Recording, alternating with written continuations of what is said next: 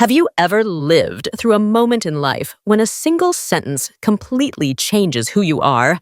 I lived it on a Tuesday morning, sitting in a black leather chair at the Chase Bank branch on Park Avenue, holding a folder with documents that represented 40 years of my life. 40 years converted into numbers, bank statements, and a large bank transfer of $450,000, all my savings. My name is Frances Miller. I'm 61 years old, and up until that moment, I believed that being a mother meant giving everything for my children. Literally everything. If you're watching this video, please like, subscribe to the channel, and tell me in the comments where you're watching my story of revenge from. I want to know how far it has reached. Even when they trampled our dignity as if it were nothing, just like someone crushing an ant in the yard. For decades, I held the conviction that a mother's love was unconditional, not only on my part, but that it should also be protected and valued by her children. What an illusion that was. It was 10:37 a.m. when my cell phone vibrated. A message from Richard, my only son, whom I raised alone after my husband John passed away when he was just 9 years old.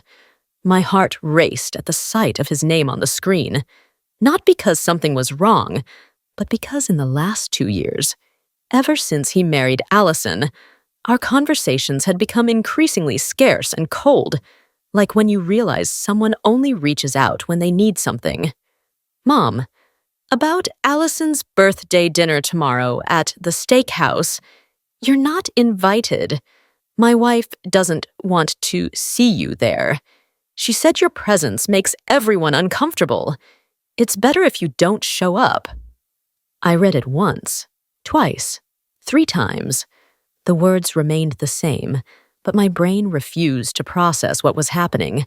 There I was, at the desk of the branch manager, Mr. Gerald, with $450,000 being transferred from my account to finalize the purchase of a luxury condo in Tribeca, and my son was sending me a message saying I wasn't welcome at his own wife's birthday.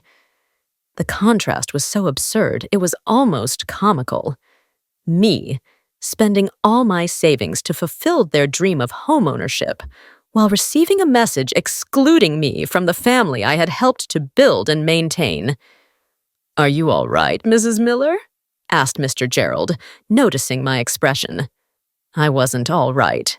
I was devastated, but I was also beginning to understand something I should have understood a long time ago. There's an enormous difference between being a mother and being an emotional doormat. "Can I make a quick call?" I asked, getting up from the chair.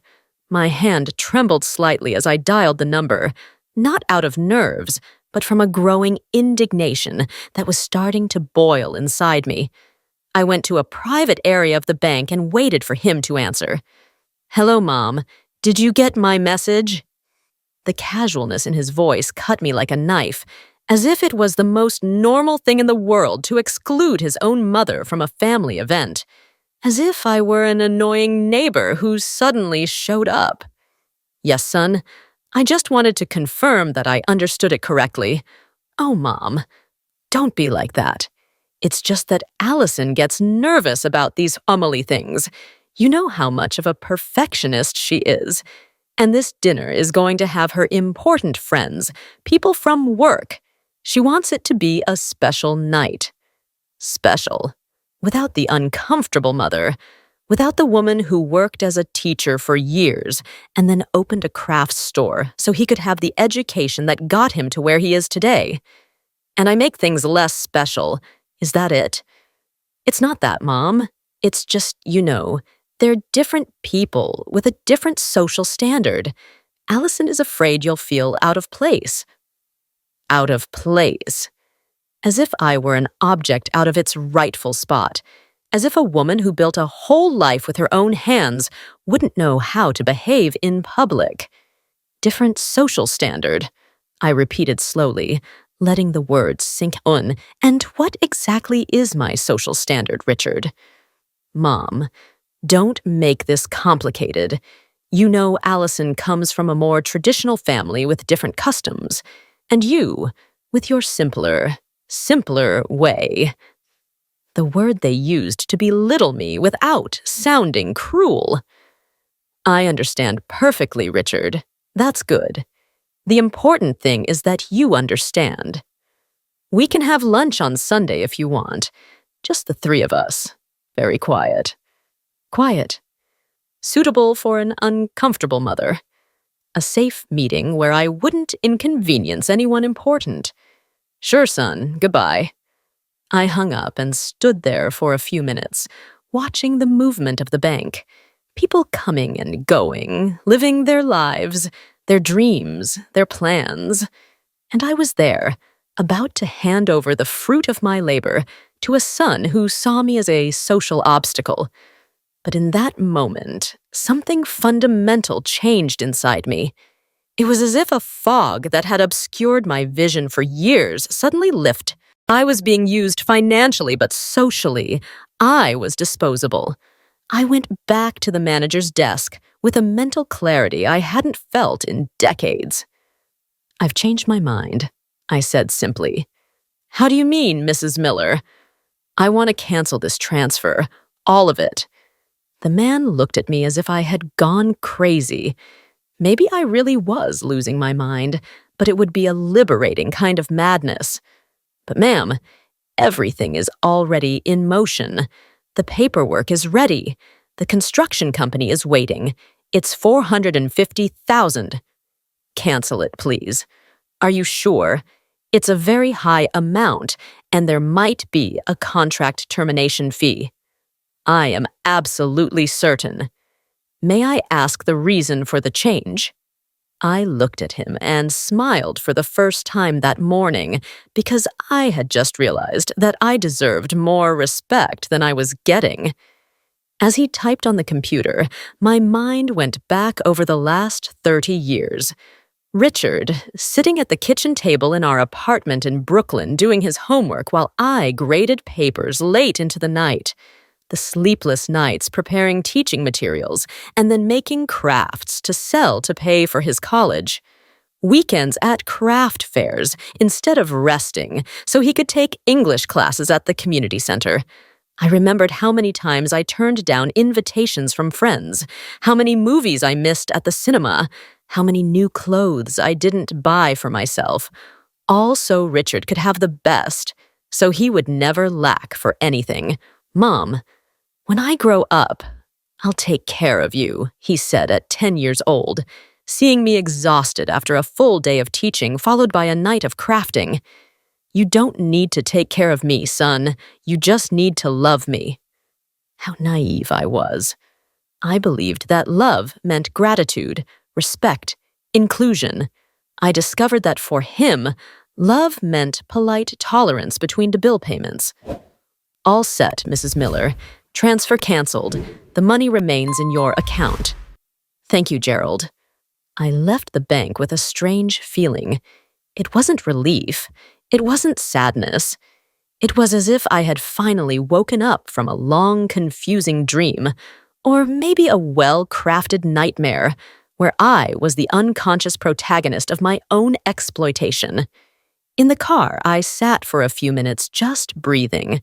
I looked at my phone and typed a response for Richard. Okay, son, have fun at dinner. That's simple. No drama, no explanations, no begging, just acceptance of the reality he had presented to me. I wasn't welcome in his life, except when my wallet was open. I truly wonder if you were in my place. What would you do? Would you choose to be quiet to maintain peace, or would you dare to face everything to reclaim your voice?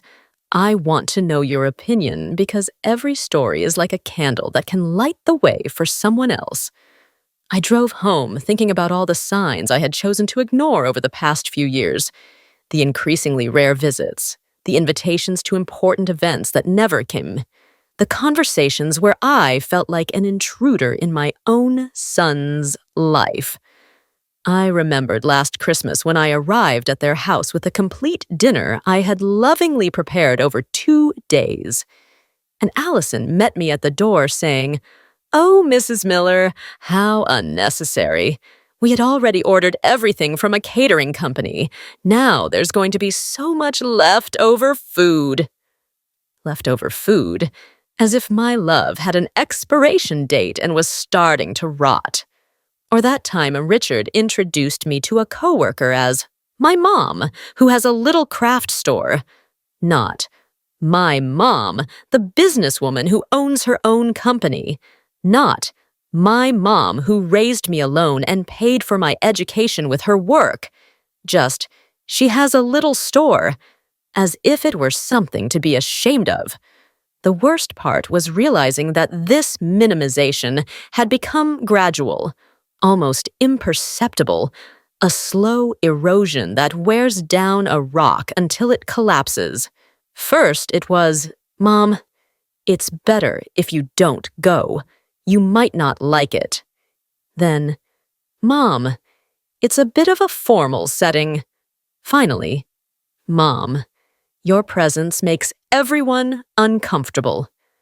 When I got home, I sat on the porch where John used to read the newspaper on Sunday mornings. If he were alive, what would he say about all this? He would probably scold me for taking so long to react. "Frances," he used to tell me, "you have a very good heart, but be careful not to let people take advantage of it." John always knew that my greatest weakness was thinking that loving meant accepting everything, forgiving everything, giving everything. He tried to teach me that self-love was also important, but at the time I believed that was selfishness. Today I understand he was right, that there is a fundamental difference between being generous and being foolish, and I had crossed that line a long time ago. The phone rang around 2 p.m. Richard. The construction company had probably already called. "Mom, the construction company just called. They say the transfer was canceled. It must be a bank error." "It wasn't a mistake, Richard." Silence. A long silence, loaded with incomprehension. "What do you mean it wasn't a mistake? You canceled it?" "I canceled it." "Why?" "Because I changed my mind." "Mom, that makes no sense. We had already agreed on everything. The house, the furniture, the plans. Allison even chose the curtains." "Your plans, Richard, not mine." "But you promised to help. And I helped for 30 years. Now I'm tired." "Tired of what?" "Of being treated like a problem to solve instead of a mother to respect." The silence on the other end of the line told me he had perfectly understood the connection between the morning's message and my decision. "The dinner thing has nothing to do with this, Mom. They're separate issues." "No, son, they're not. It's all the same thing. It's about how you see and treat me." "We treat you well. You tolerate me. It's different. You're being unfair." "Unfair is receiving a message excluding me from the family on the same day that I'm spending my life savings to buy your condo. One thing has nothing to do with the other." "It has everything to do with it, son. It has to do with respect, with gratitude, with recognition." What I didn't know at that moment was that the cancellation of that transfer would be just the beginning of a much more complex story.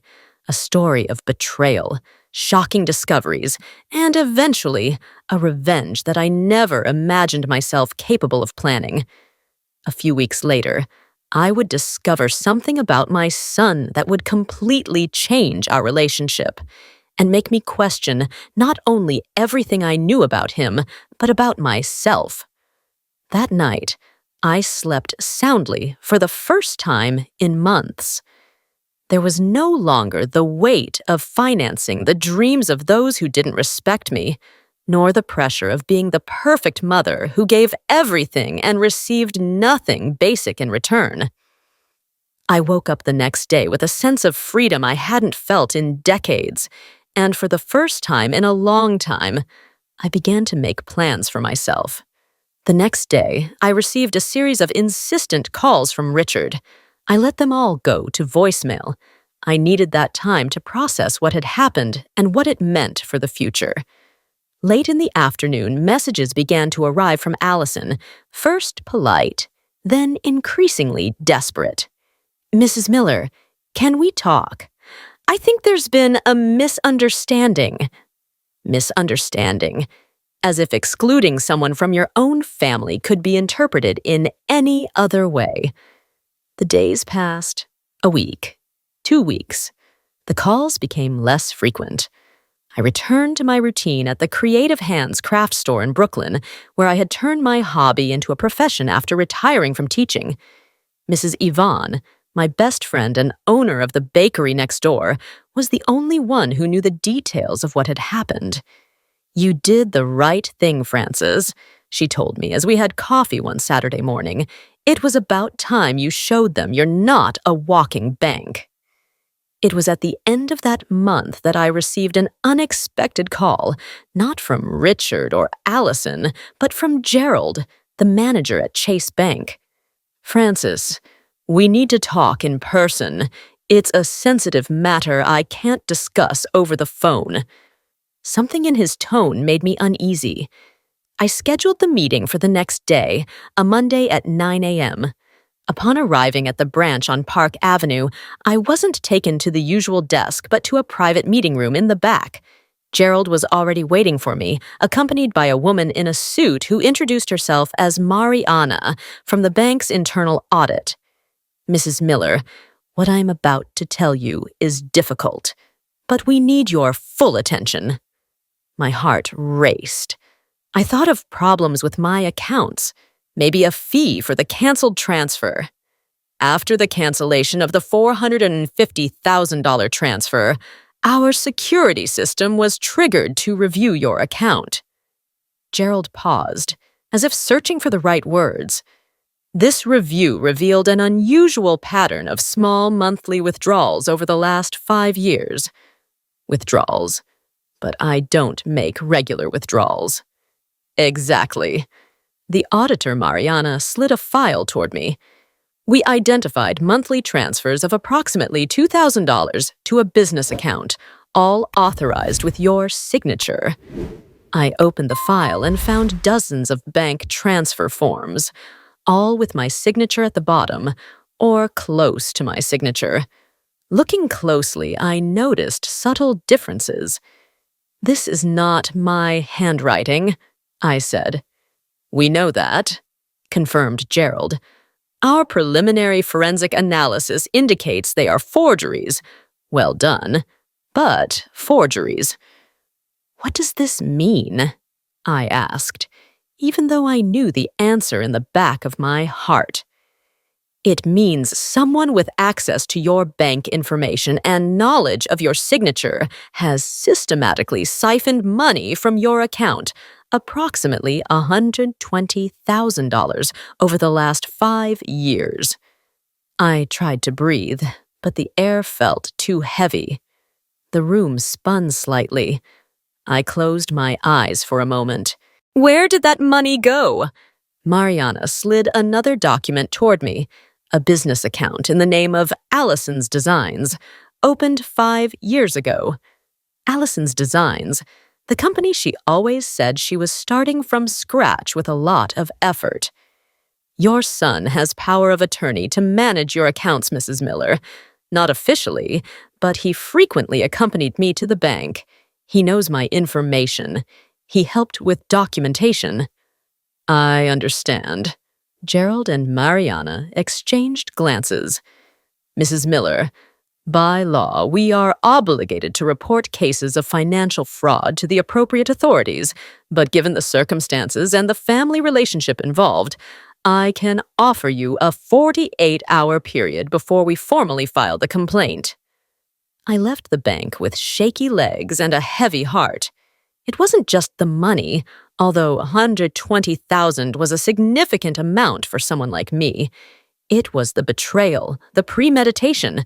For 5 years, my own son had meticulously forged my signature, month after month, siphoning money to his wife's company, all while smiling at me during Sunday lunches. I drove to Central Park without really thinking where I was going. I needed air, space to process what I had just discovered. I sat on a bench facing the lake and let the tears flow. They weren't tears of sadness, I realized. They were tears of rage, a deep, primitive rage I had never felt before. My phone rang. It was Mrs. Yvonne. "Francis, where are you?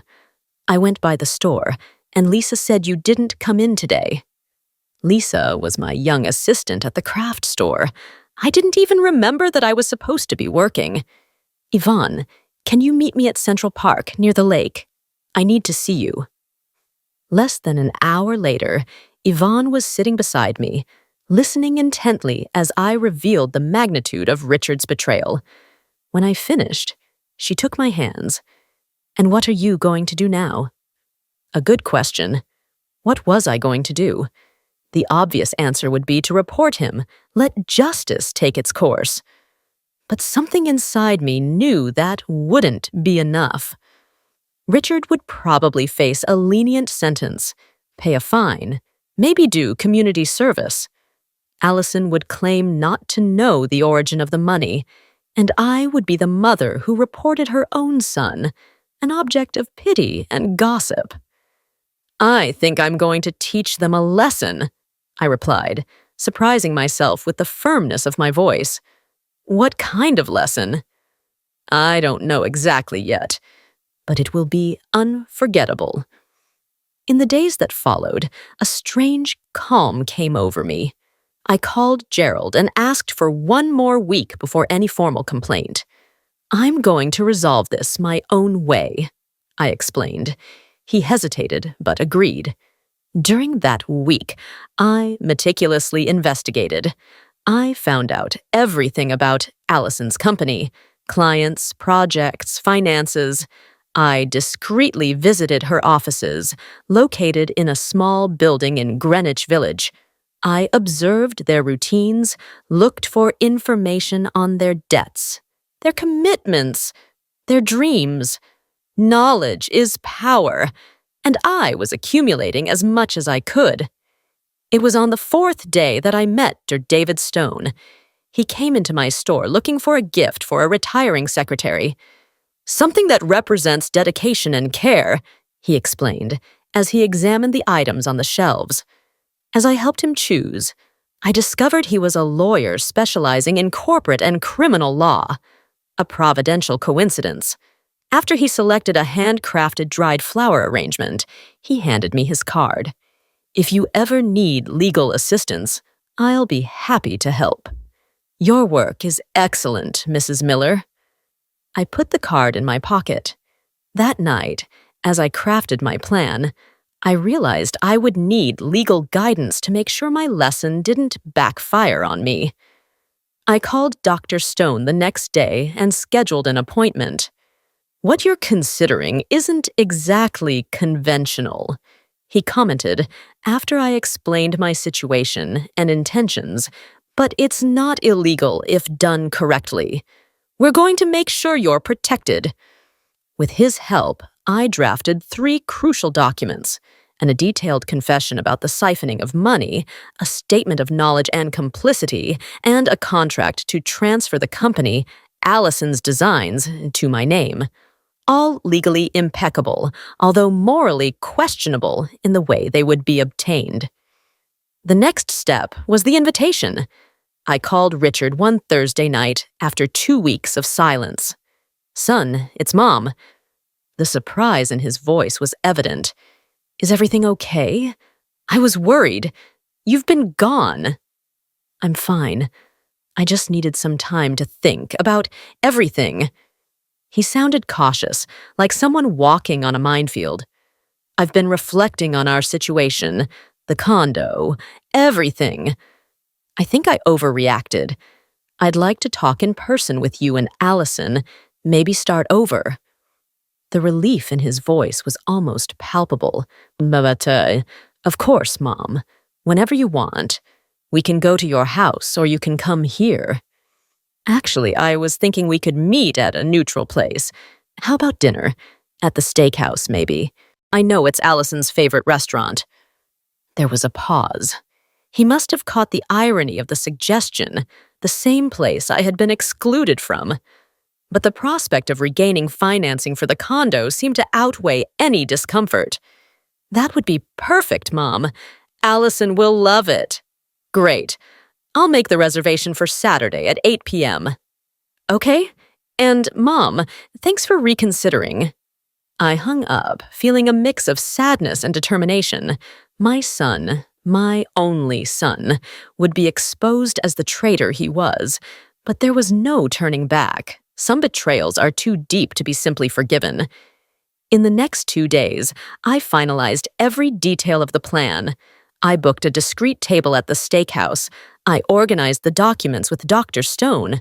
I mentally rehearsed every word I would say. I asked Mrs. Yvonne to be on standby in case I needed emotional support afterward. When Saturday came, I dressed with special care, not in expensive or ostentatious clothes, but in garments that made me feel strong.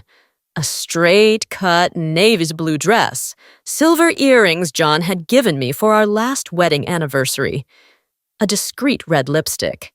It wasn't just about appearance. It was armor. I arrived at the restaurant 20 minutes before the agreed time. I wanted to be completely composed when they arrived. The maitre d' led me to the reserved table in a discreet corner with a view of the garden. At 8 o'clock sharp, I saw Richard and Allison enter the restaurant. He was always punctual, a habit I instilled in him since he was little. I watched them as they were led to my table. Richard looked tense but muffled. He showed a rehearsed smile, one that didn't reach his eyes. Allison was dazzling in a tight black dress. Discreet but obviously expensive jewelry. Jewelry that I now knew she had probably bought with my money. Mom. Richard gave me a warm hug. It's so good to see you, Mrs. Miller. Allison extended her hand for a formal greeting. You look beautiful tonight. Thank you, dear. You both look great, too. We sat down. A waiter came to take our drink order.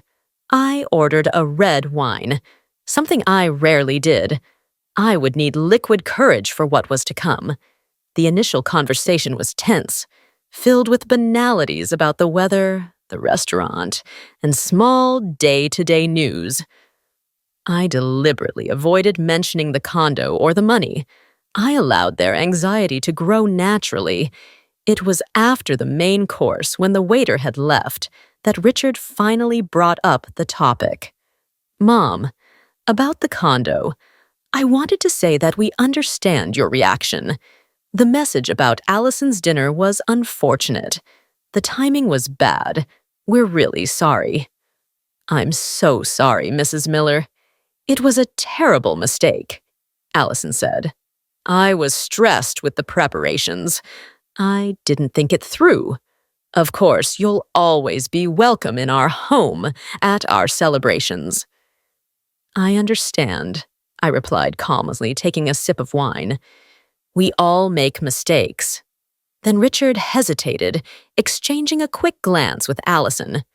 About the financing for the condo. Would it still be possible? The construction company agreed to resume negotiations despite the contract termination. There would be a small fee, but really— I interrupted gently. I've been thinking about this a lot, and I've come to the conclusion that yes, I want to help you with the condo. Their faces lit up simultaneously. Mom, that's wonderful. You don't know how much this means to us. It means a lot to me, too, I replied with a serene smile. In the end, family is family, right? I opened my purse and took out a black folder. In fact, I brought some documents to properly formalize everything this time. Documents? Richard seemed confused. We don't need to go to the bank. These are preliminary, to ensure we're all on the same page before involving banks or construction companies. It's just an agreement between us. Dr. Stone, my lawyer, helped draft them." "Lawyer?" Allison frowned. "I didn't know you had a lawyer." "There are a lot of things you don't know about me," I replied with an enigmatic smile. "Please read them carefully and sign. After that, we can schedule the transfer for Monday itself." Richard took the pages eagerly, scanning the text quickly, always in a hurry when it came to money. Allison, more cautious, tried to read more carefully, but I noticed she was also more interested in the final result than in the details. "It looks like everything is in order," Richard commented, already taking the pen I offered him. "Are you sure you read everything?" I asked innocently. "There are some specific clauses about conditions of use and consequences in case of non-compliance with the agreement." "Of course, Mom, I trust you." A phrase that at that moment caused a sharp pain in my chest. He trusted me. I had trusted him, and he had stolen from me for 5 years.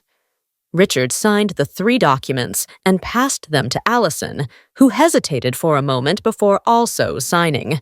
I collected the papers and carefully put them back in the folder. "Perfect," I said, taking a deep breath. "Now we can talk about what's really happening here." "What do you mean?" Richard asked, still smiling, but with a hint of concern in his eyes. I pulled out another folder from my purse. This one was red. "You've just signed 3 very interesting documents," I explained calmly. "The first is a detailed confession, Richard, of how you systematically forged my signature for 5 years to siphon approximately $120,000 from my account into Allison's company." His smile froze. Allison's face turned pale. "The second document, Allison, is a declaration from you, acknowledging your knowledge and complicity in this siphoning, accepting that the funds were used to establish and maintain Allison's designs." "What are you talking about?" she whispered, her voice trembling. "And the third," I continued, ignoring her question, "is a contract that transfers full ownership of the company to my name, effective immediately." I opened the red folder and spread dozens of copies of bank transfer forms on the table, all with my forged signature, statements detailing the monthly siphoning, and a preliminary graphology analysis report. "We're not celebrating my submission, but my liberation," I said as I watched the horror grow on their faces. "Chase Bank discovered the fraud after I canceled the condo transfer. A routine audit revealed everything." Richard stammered something unintelligible. Allison began to cry silently. "Mom, is this some kind of sick joke?"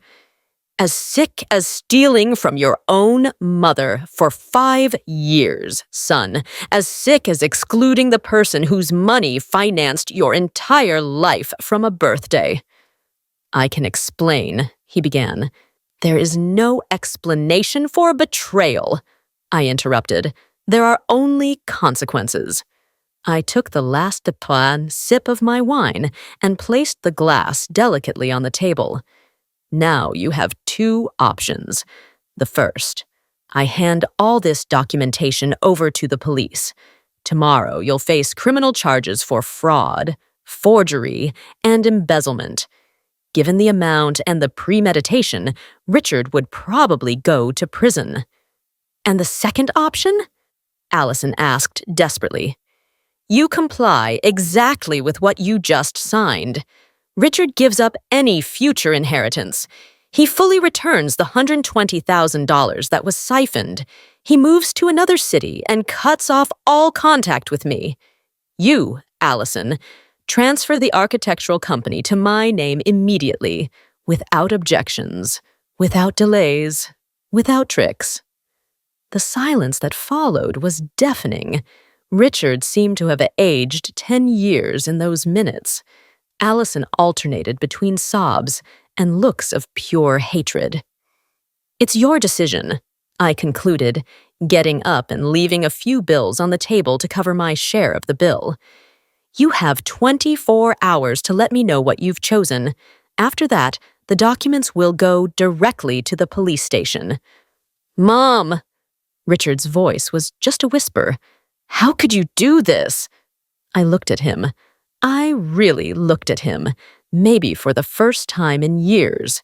No longer through the lens of unconditional maternal love, but as he truly was. A man who chose to betray his own mother for money and status. No, Richard. The question is, how could you? I gave you all my time, my love, my money, and you stole from me. I left the restaurant with firm steps, without looking back. Outside, the New York night was surprisingly clear. I took a deep breath of the city air that had always been my home. For the first time in decades, I felt I was completely in control of my life. The plan was in motion, and now all I had to do was wait for them to make the most sensible choice.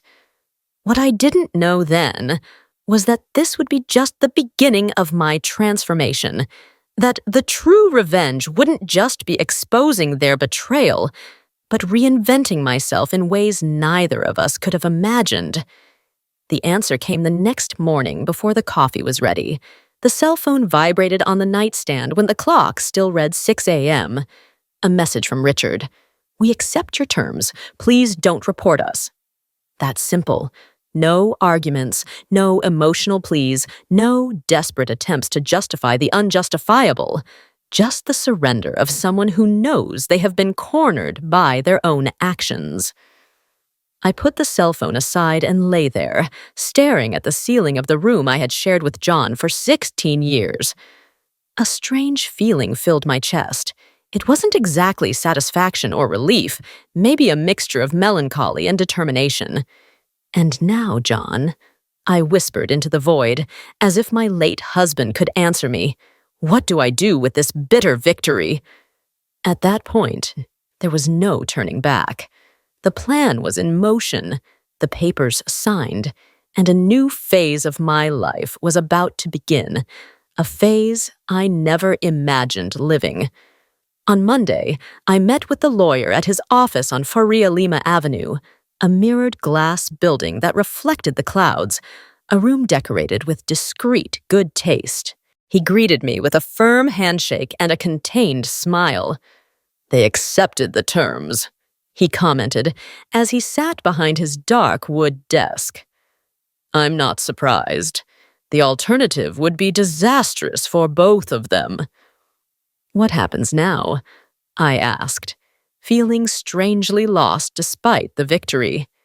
Now we execute each clause methodically. He opened a folder with copies of the documents. First, the transfer of the company. I've scheduled a meeting at the notary's office for tomorrow at 10 a.m. Allison must be present. She will be, I replied firmly. The fear of public exposure will be more than enough to ensure her cooperation. Second, the return of the money. $120,000 is a considerable sum. I doubt they have it available immediately. I don't expect them to.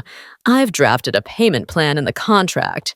24 monthly installments. Excellent. And regarding the move to another city, I gave them 30 days. That's enough time to get organized. Dr. Stone studied me for a moment, his experienced eyes evaluating something beyond the words we exchanged. Mrs. Miller, I've been practicing law for over 30 years. I've seen families destroyed by much less than this. Are you sure you want to see this through to the end? There's still time to reconsider some clauses. I reflected on the question for a few moments. Was I really willing to cut all ties with my only son? The answer came with a painful clarity. When I discovered the financial betrayal, Dr. Stone, I realized it was just the tip of the iceberg. The real betrayal began years ago when I started to be seen as a bank, not a mother, as a social problem, not family. Some wounds are too deep to heal. He didn't try to argue. I understand completely. We'll ensure your interests are fully protected. In the days that followed, each stage of the plan was executed with almost surgical precision. The transfer of the company was completed at a notary's office downtown. Allison arrived dressed in black, as if she were at a funeral, perhaps the funeral of her dreams of social status. We exchanged no words beyond what was strictly necessary. Her eyes avoided mine as she signed the documents that transferred Allison's designs to my name. The first installment of the repayment was deposited punctually. Richard set up an automatic monthly transfer, thus avoiding any future contact.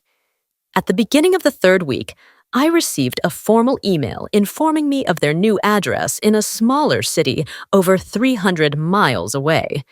He had also secured a position at a smaller construction company with a significantly lower salary than he had before.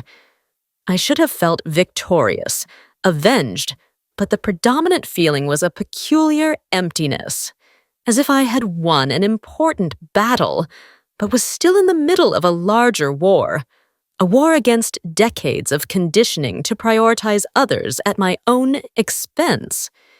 It was Mrs. Yvonne who shook me out of that contemplative state one Friday afternoon as we were closing our stores side by side. And now, Francis, are you going to stare at the horizon for the rest of your life, or are you going to do something with this company that has fallen into your hands? I looked at her, surprised by the directness of the question. What can I do? I don't know anything about architecture or interior design.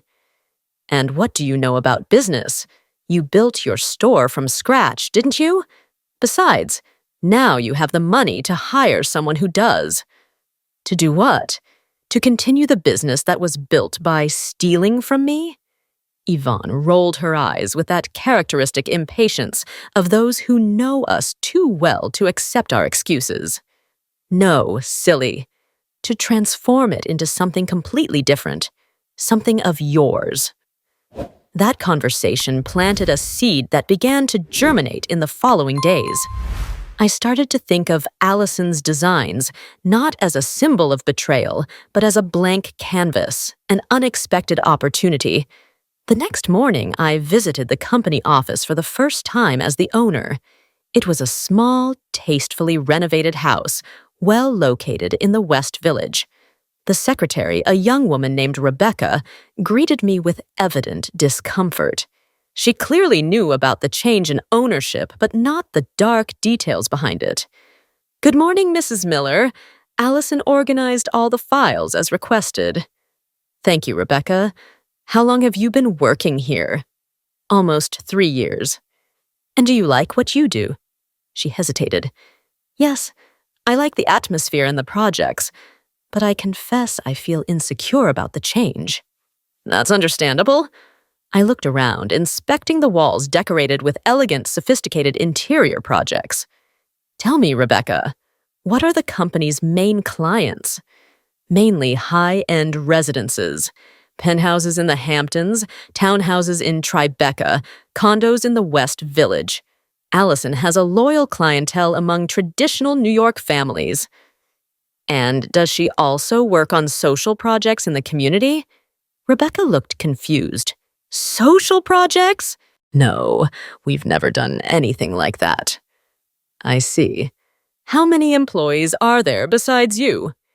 "2 junior architects who work as freelancers. They don't come in every day." I spent the whole morning reviewing the client portfolio, ongoing projects, and the company's finances. The business was smaller than I imagined, but profitable and with growth potential. The aesthetic of the projects was impeccable, though predictable. That standardized elegance that appeals to those with money, but isn't necessarily original. During lunch, I walked through the neighborhood, observing the people, the buildings, feeling the pulse of the city. I stopped in front of a nearby community where wooden houses were precariously balanced on the hillside. The contrast with the luxurious projects I had just examined was overwhelming. It was there, looking at that inequality so typical of big cities, that the idea began to take shape. What if I transformed the company into something completely different, something that would keep the profitable clients, but would also allocate part of the resources and talent to those who really need housing solutions and functional design? I returned to the office with renewed energy and called Rebecca for a frank talk. I'm going to be direct with you. I'm planning a complete restructuring of the company, new goals, a new focus, possibly even a new name. I'll maintain the ongoing projects, but the future direction will be very different. In what way? She asked, visibly anxious. A company that balances profitable commercial projects with social impact initiatives, accessible design for needy communities, consulting for affordable housing projects, architecture education for low-income youth. Rebecca looked at me for a long moment as if she were evaluating my sanity. Then, surprisingly, a small smile appeared on her face. You know, Mrs. Miller, I graduated in architecture dreaming of something like that. I entered this luxury interior market because it was what was available, but I always wanted my work to make a real difference. It was exactly what I needed to hear. So would you stay with all the changes? I would, and I think I know other architects who would be interested in this vision. In the following weeks, I immersed myself in the company's transformation.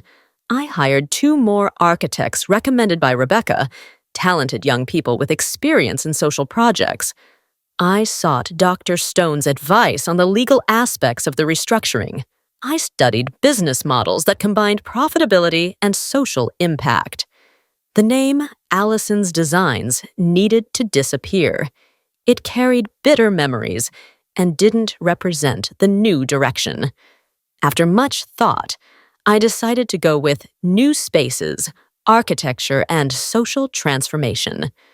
The logo, created by a young designer from an urban community, combined modern elements with motifs from American popular culture. Mrs. Yvonne, surprisingly, proved to be a valuable partner in this adventure.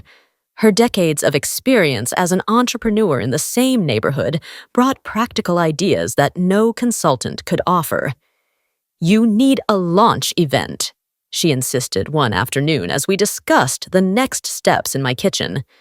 Something that clearly shows it's no longer Allison's company, that it now has another purpose. An event? I'm not sure I'm ready for that. Of course you are. And what's more, we need to do it big.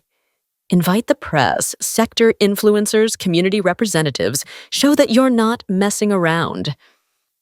The idea scared me. But Yvonne was right. The transformation needed to be public, visible, and undeniable, not only for commercial strategy, but also as a milestone in my own process of rebirth. We set a date for a month later.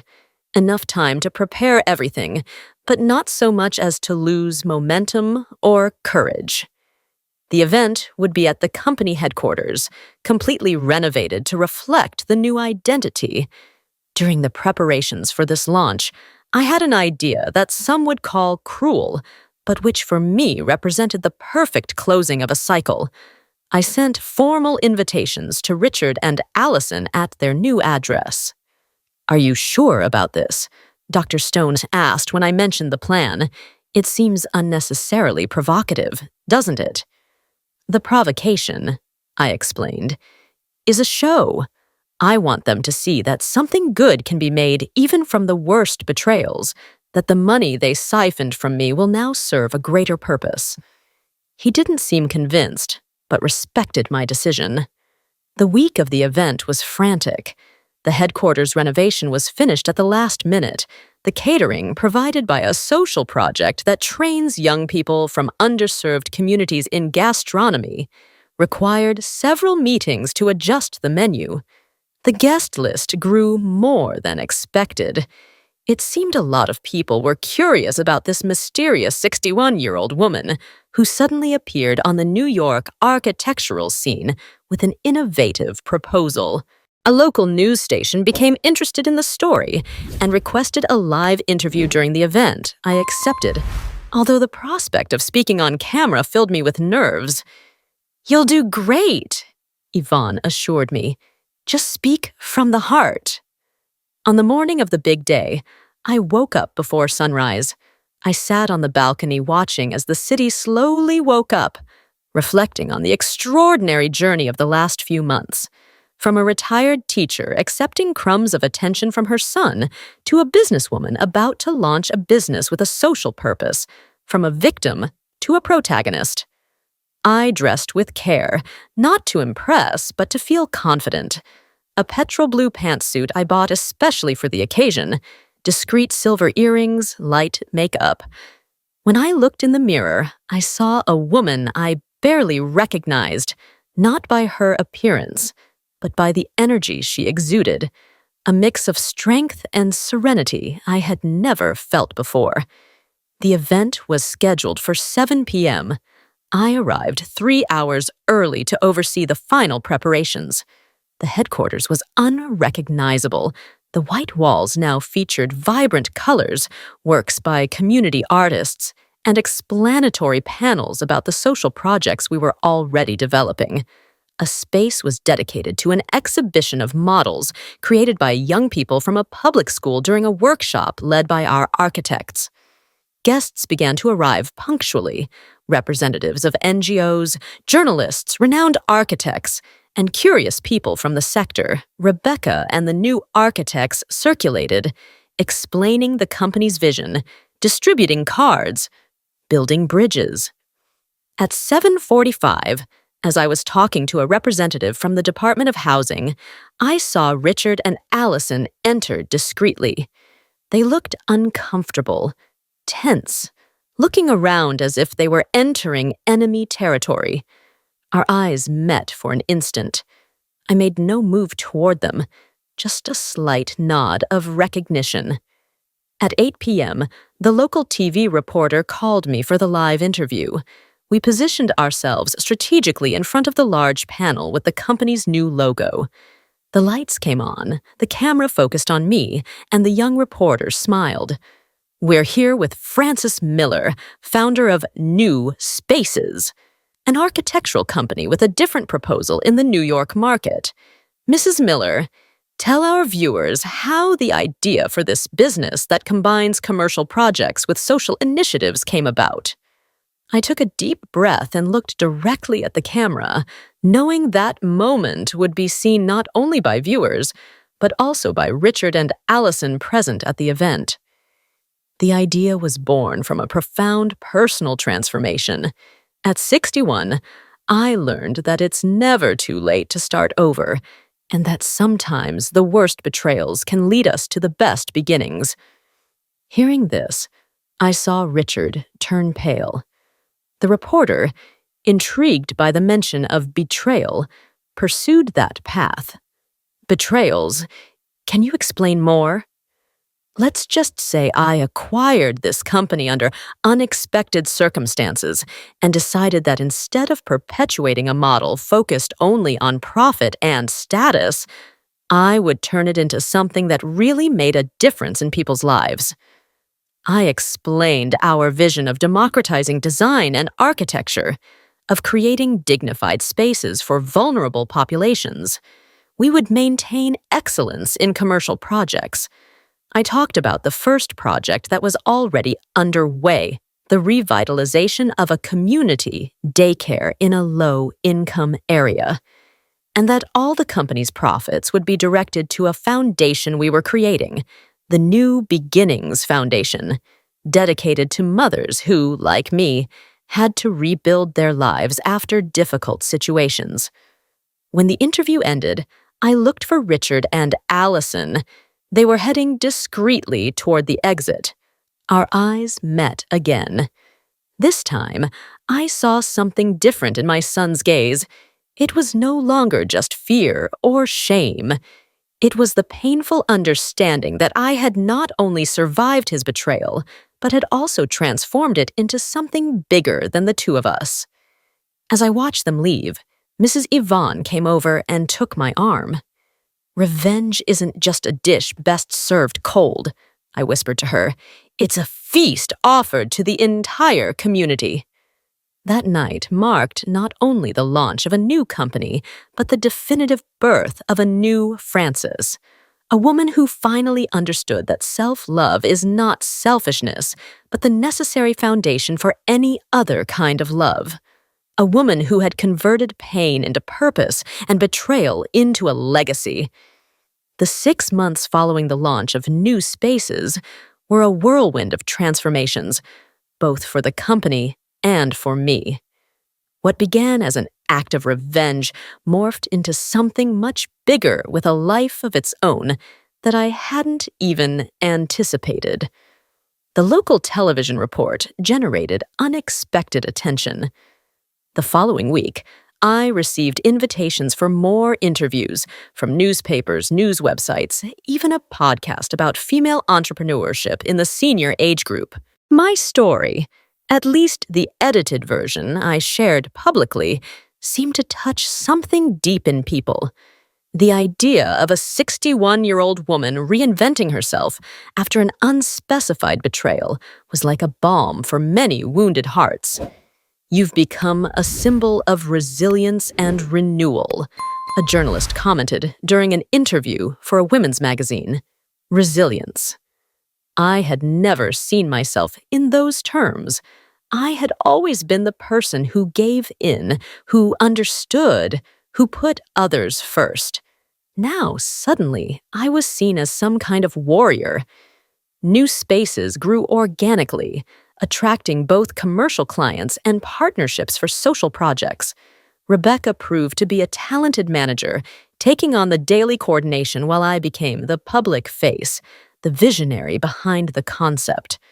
Our first major achievement was the complete revitalization of a daycare in the East Side, transforming a precarious space into a colorful, safe, and intellectually stimulating environment. On opening day, when I saw the children running through the New Spaces, their faces illuminated with joy, something broke inside me. Tears I didn't even know I was holding back flowed freely down my face. One of the educators came over and took my hands. "Mrs. Miller, you can't imagine what this means to us. These children have never had a place that was truly designed for them and their needs. You have changed their lives." I had changed their lives with money that was originally going to be used to finance Richard and Allison's luxury condo, with a company born from my own son's betrayal. The irony was not lost on me. The universe had a peculiar sense of humor. While the company flourished, I began working on the creation of the New Beginnings Foundation. Dr. Stone, who at that point had already become a close friend in addition to my lawyer, helped me navigate the complicated bureaucratic process. "We need to clearly define the scope of the foundation," he explained during one of our meetings. "What women exactly do you intend to help? In what way? With what resources?" These were important questions that forced me to reflect on what I really wanted to achieve. After many conversations, including with social workers and psychologists, we came to a definition. The New Beginnings Foundation would be dedicated to women over fee who needed to rebuild their lives after significant ruptures, late life divorces, widowhood, family abandonment, financial betrayals. "There's a lot of support for young women starting over," I explained to Dr. Stone, "but almost nothing for women my age who face not only emotional trauma, but also ageism, financial difficulties, and the feeling that it's too late to rebuild anything." The idea was to offer not just financial support, but a complete network. Legal assistance, psychological support, professional training, mentorship for small businesses, and, In some cases, even temporary housing. The project was ambitious and required its own headquarters. It was on a Wednesday afternoon while we were discussing possible locations for the foundation that I had what Mrs. Yvonne would later call a devilishly brilliant idea. What if I proposed to Dr. Stone that we use the money from the installments Richard is paying to buy exactly the same condo in that high-end building in Tribeca that they wanted? Not for me to live in, but for it to be the foundation's headquarters. Dr. Stone looked at me for a few moments before letting out a contained laugh. Mrs. Miller, you have a sense of poetic justice that is truly admirable. That same week, I contacted the construction company. By a stroke of luck, or perhaps fate moving its invisible threads, the condo was still available. I started negotiations immediately, this time with my own money, legitimate and hard-earned. The acquisition process took 3 months. 3 months during which I continued to receive the monthly installments of the money siphoned by Richard, always on time. There was an almost perfect symmetry to this. The money he stole from me over the years was now indirectly financing the purchase of the condo he so craved, but for a purpose completely different from what he imagined. The deed was signed on a sunny morning in April. I left the notary's office with a feeling of accomplishment that went far beyond simple satisfaction of revenge. That condo no longer just represented Richard's betrayal, but the beginning of something genuinely transformative. I walked through Central Park afterward, reflecting on how life can surprise us with its unexpected twists. The renovation of the condo to turn it into the headquarters of the New Beginnings Foundation became the main project of New Spaces. Our team, now expanded to include 5 architects and 2 interior designers, immersed themselves in the task with enthusiasm. We wanted to create a space that combined comfort with empowerment, that was both cozy and inspiring. We don't want environments that look institutional or charitable, I instructed the team. These women aren't looking for charity. They're looking for support to rebuild their dignity and autonomy. We opted for a design that mixed contemporary elements with touches of homey warmth. We created multi-purpose spaces that could be easily adapted for different activities, from individual counseling to group workshops. A large terrace was transformed into a therapeutic garden where women could grow plants and symbolically watch something new grow. During the 3 months of renovation, I personally interviewed every professional who would work at the foundation: psychologists, social workers, lawyers, financial consultants. I was looking not just for technical competence, but for genuine sensitivity and empathy. We formed a predominantly female team, many of whom had personal stories of new beginnings. "Why did you decide to create this?" asked Eloise, a 58-year-old psychologist who had rebuilt her life after a traumatic divorce, during her interview. "What was your new beginning?" I hesitated for a moment, considering how much of my personal story I should share. I discovered that my only son, to whom I dedicated my entire life, was systematically stealing from me on the same day I was going to transfer all my savings to buy a condo for him. Eloise showed no surprise or pity, just understanding. "How did you transform this pain into something so positive?" "By choosing not to be just a victim of the story, by deciding that I would be the one to write the ending." She smiled. "That's precisely what we need to teach the women who come to us." The inauguration of the New Beginnings Foundation was scheduled for a symbolic date, exactly 1 year after that fateful Tuesday, when I received Richard's message excluding me from Allison's birthday dinner, a full year of personal and collective transformation.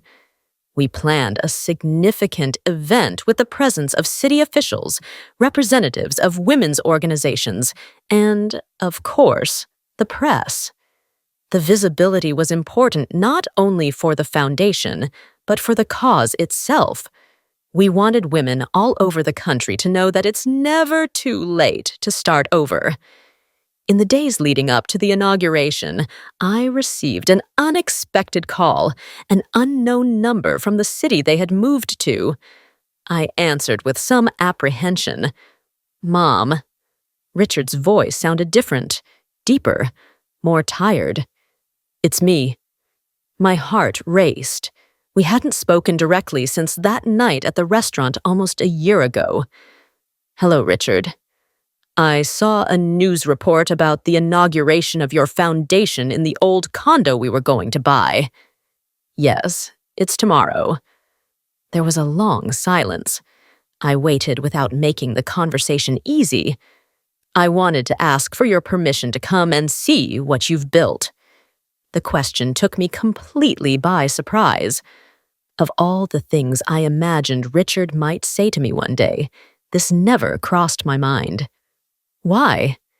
Because I need to see it with my own eyes. I need to understand how you transformed our tragedy into something so big that it goes beyond us. I thought for a few moments. I hadn't planned on including Richard in this important moment of my new life, but perhaps there would be a deeper meaning in allowing him to witness the result of his own betrayal. "You can come," I replied finally, but as an ordinary guest, without any special recognition, and without Allison. "She's no longer with me," he said simply. "We broke up 4 months ago. She said she couldn't live with someone who had lost everything.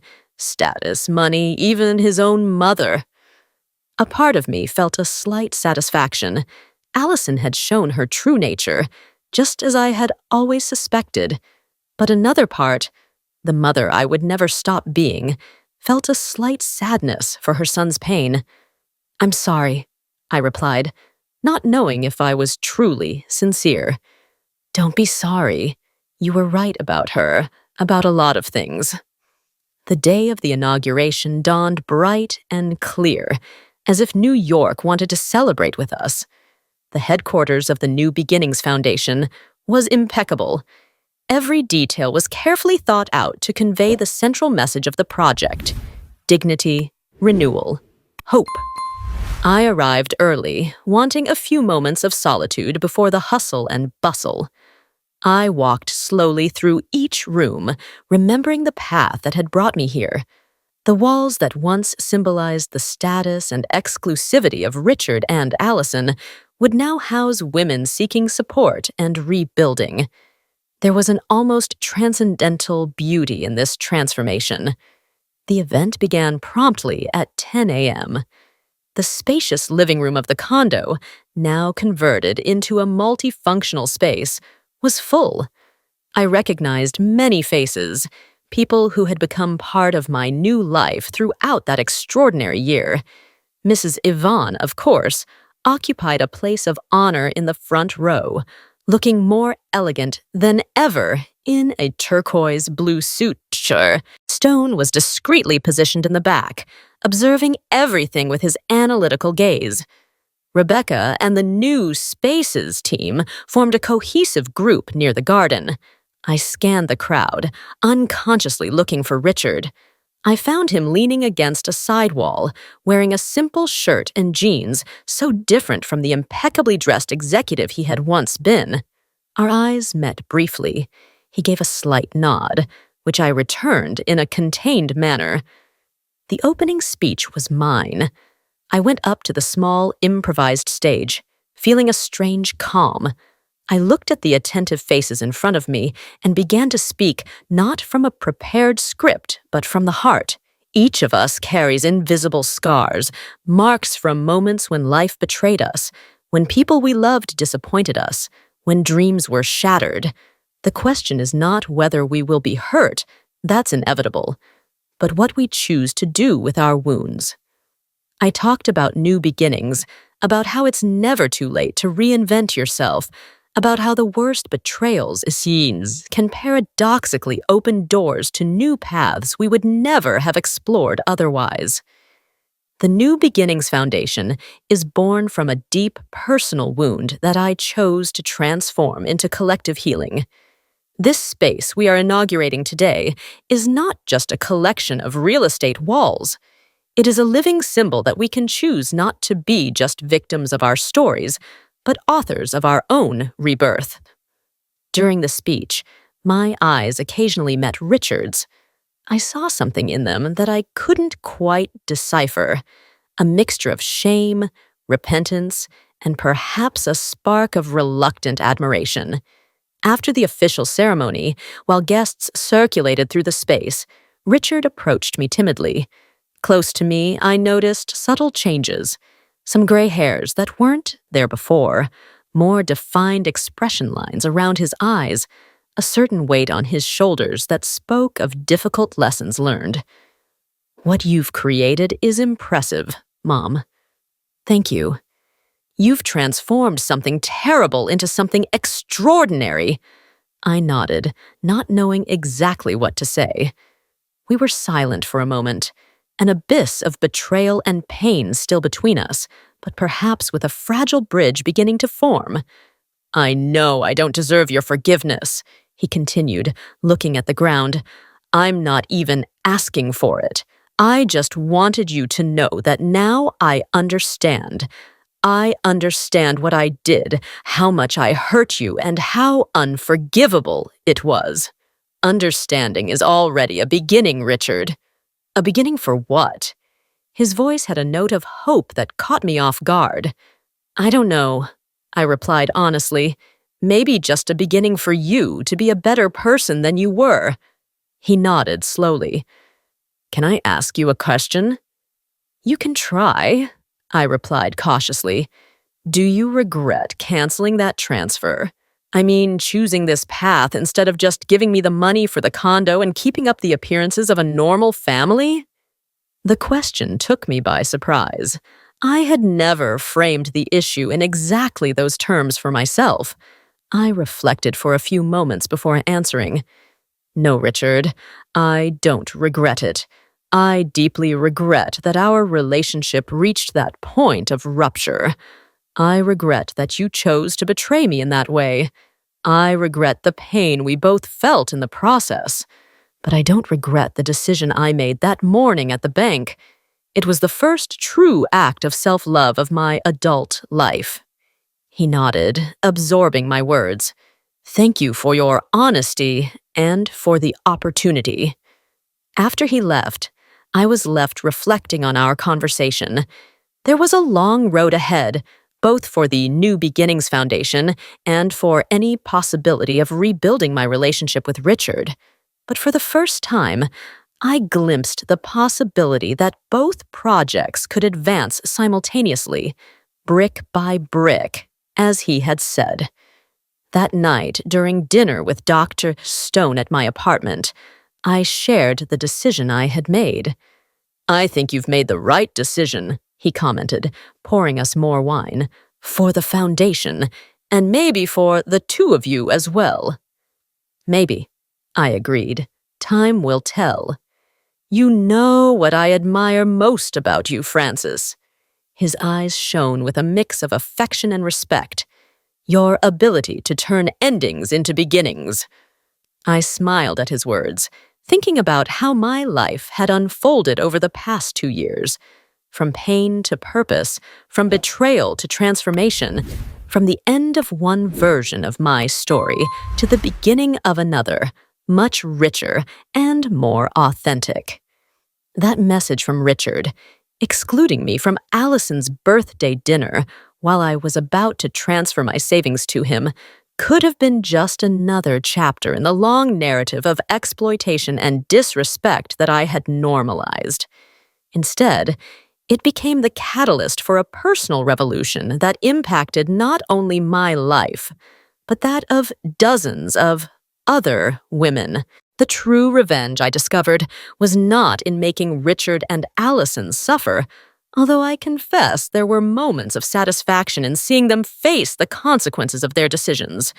The true revenge was in becoming someone they never imagined I could be, in transforming the condo that symbolized their status into a space of collective empowerment, in using the money he stole from me to finance other women's new beginnings.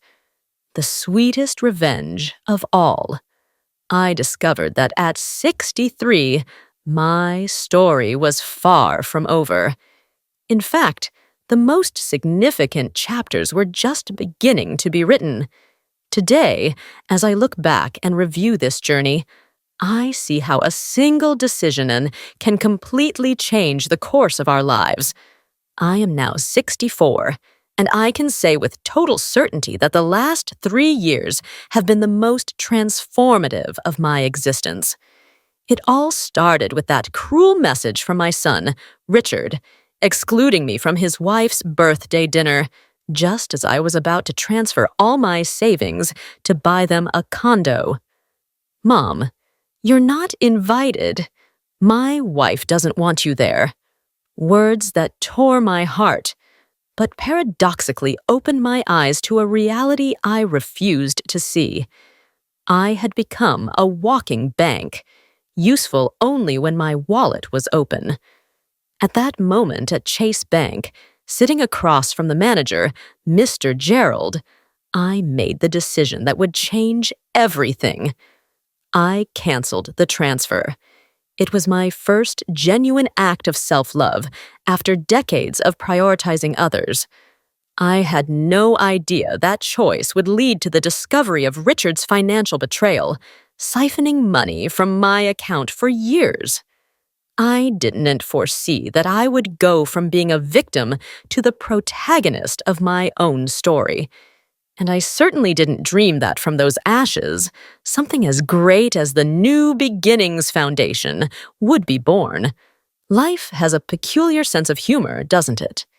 The money that was going to be used to finance their luxury condo has now become a support network for mature women rebuilding their lives. The condo that would represent their social status was transformed into the headquarters of an organization that has already impacted hundreds of lives. The company that Allison built, in part with money siphoned from me, now promotes social projects that democratize quality architecture. I learned that true revenge doesn't lie in causing pain to those who hurt us, but in becoming someone they never imagined we could be. Every brick of the New Beginnings Foundation, every smile on the faces of the women who go through our programs, every new hub we inaugurate in low-income neighborhoods is part of a response much more powerful than any direct retaliation could be. The relationship with Richard is still a work in progress. There was no magical reconciliation or instant forgiveness. Some wounds need time to heal completely, if they ever will. But there is also room for rebuilding, brick by brick, as he himself said. His contribution to the Foundation's architectural projects has been valuable, and I see genuine signs of transformation in him.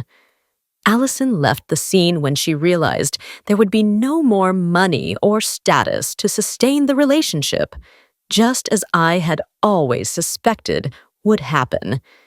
As for me, I discovered facets of my personality I didn't even know existed. The businesswoman Frances, the visionary Frances, the Frances who speaks in public with confidence and inspires other women. The Frances who, at 64, is in a mature and respectful relationship with Dr. Stone, without labels or limiting expectations.